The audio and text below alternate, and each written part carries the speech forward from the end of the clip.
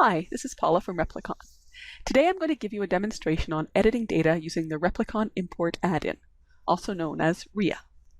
In this demo, I'm going to focus on the user update case, since it uses the most complex import format. But after the demo, I'll go over some key things to be aware of when carrying out other types of updates. In this video, I'll cover the following topics: preparing to import, selecting a template and import fields, selecting the users you want to edit, updating and importing the data, updating other types of data, and I'll also go over where you can find more information about RIA. Before you can start importing, you'll need to install the add-in on your PC.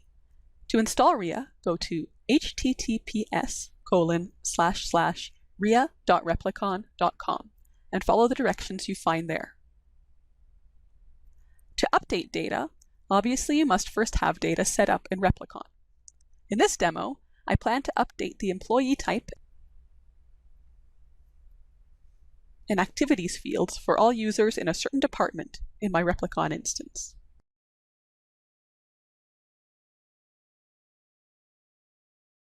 When you log into RIA, the list of RIA import templates displays. These are all the types of data you can add, edit, or update. Since we're editing users, I'll select the Update template for users. In the field selection dialog that displays, I'll choose the fields I want to edit: employee type and activities. I'm also going to choose the Enabled field, which I'll use to identify users I want to edit. Then I'll click Create Import Template to add those fields to the RIA template.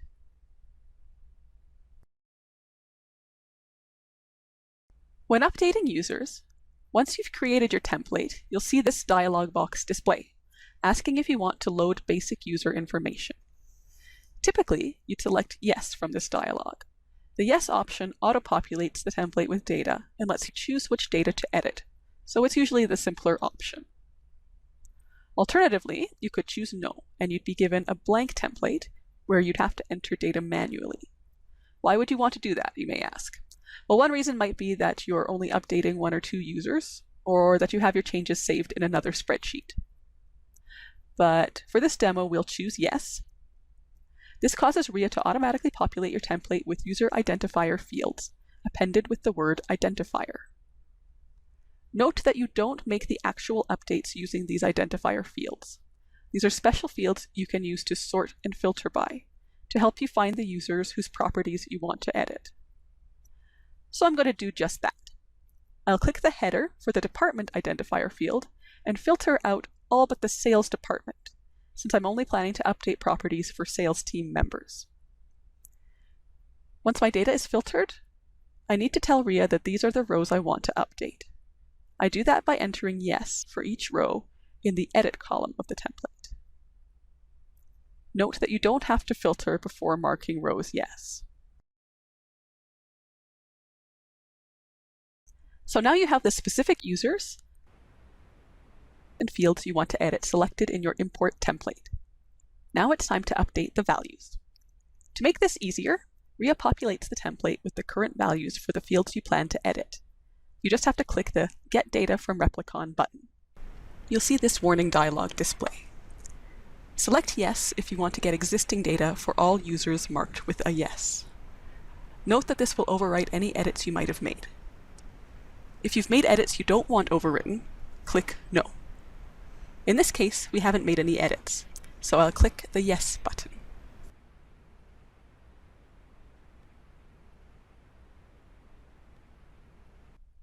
As you can see, the existing data for the fields you selected displays.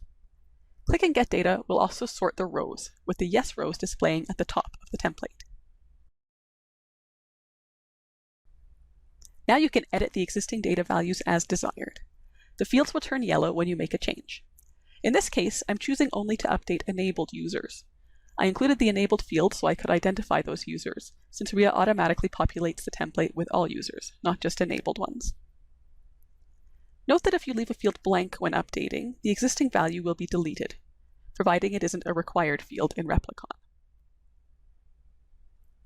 Once I've made all the changes I want to make, I click the Update Users button to import the data into my instance. You'll see the progress of the import. If a field turns green, that value was successfully updated. If it turns red, the import failed. I haven't actually included an example of a failed import since it's quite difficult to produce a failure. RIA validates all data when you enter it, so for most fields, it's impossible to enter values that will fail to import. Now that all the rows have imported successfully, let's take a quick look in my instance. You can see the assigned employee type and activities updated for the active sales team.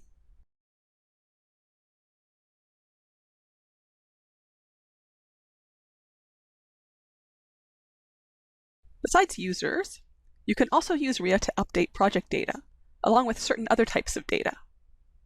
Note that in these other imports, there's no option to pre-populate the template with data. However, they do offer some other features to help you set up the template. For example, certain fields include drop-downs